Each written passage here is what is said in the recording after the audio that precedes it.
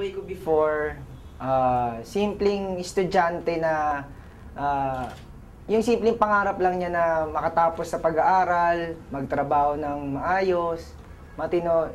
Yun yung buhay ko na before, na sabi ko nga simple lang. Actually, nagko-commute lang ako from Menjola to Galleria, from my house to school. Nasakyan ko LRT, bus, tricycle, jeep. So yun, simpleng buhay dati. Nung nagsimula ako kay V-Mobile,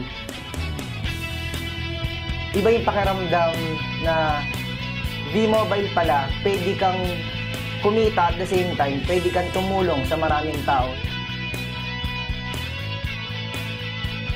Pwede ka palang maging blessing sa ibang tao. Sabi nga nila madalas, importante yung makatulong ka kaysa naman na madalas kang tinutulungan. Sobrang binago ni V-Mobile yung financial aspect ng buhay ko. Ngayon, may kotse na, dati nagko-commute.